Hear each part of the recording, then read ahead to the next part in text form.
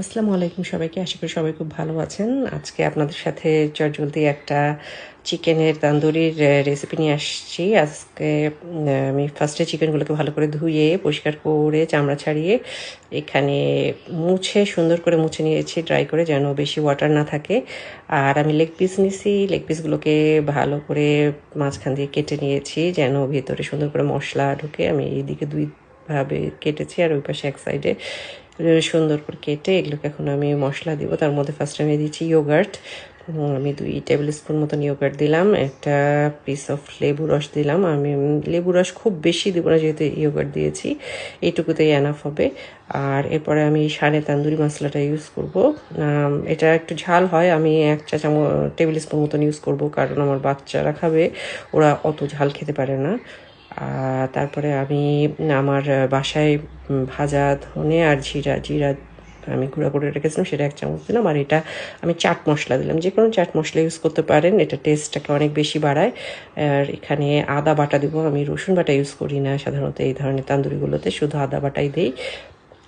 আর এরপরে আমি এখানে একটু লবণ অ্যাড করব, আর সাথে স্বাদ মতন আপনারা যতটুকু লবণ খান, যেহেতু মশলাগুলোতে লবণ থাকে না, আর একটু লবণটা বেশি লাগে।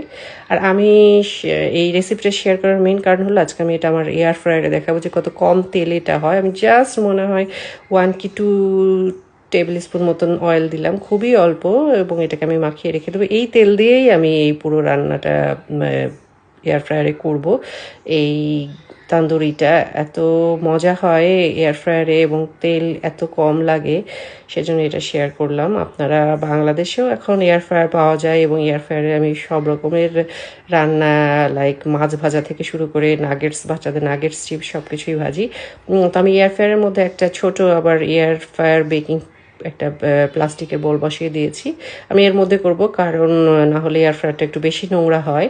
যদি বেশি ওয়াটার ছাড়ে চিকেনগুলো, তাহলে কিন্তু আমি নিচে যে ফুটাফুট অংশটা দেখছেন, আমি এই প্লাস্টিক বোলটা ব্যবহার না করে ওখানেই দিয়ে দিই, তাহলে ওয়াটারগুলো ড্রেন হয়ে যায় আর সুন্দর করে চিকেনটা গ্রিল হয়ে যায়, আর সফট আর জুসিও হয়। বাট আমি যেহেতু খুব অল্প করছি, সেহেতু আমি এই বেকিং শিটটার উপরেই করছি, যেহেতু খুব একটা ওয়াটার বের হবে না, আমি আগেই সুন্দর করে মুছে নিয়েছিলাম।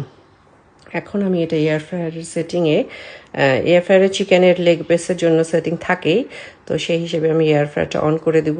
আর এই মেনু থেকে আমি এয়ার ফ্রায়ারের লেগ, চিকেনের যে লেগের ছবি আসবে, এটা চিকেনের লেগ, এটা আসলে 200 ডিগ্রি টেম্পারেচারে 20 মিনিটসের মতন আমি অন করে দেবো।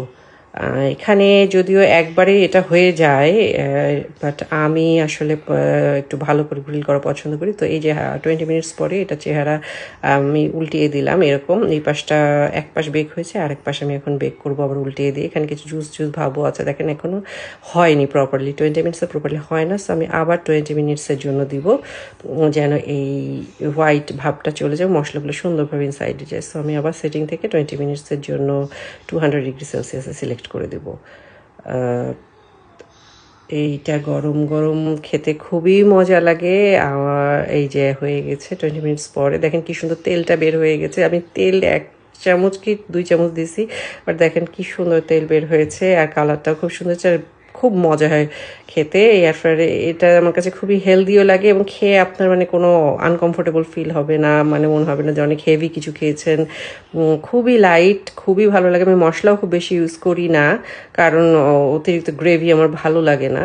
হালকা একদম ঝরঝরা হয়, এটা আপনি সালাদের সাথে, সসের সাথে খেতে পারেন, যে কোনোভাবে খেতে পারেন। বাচ্চারা তো খুবই লাইক করে গরম গরম খেতে। সবাই ভালো থাকবেন, আল্লাহ হাফেজ।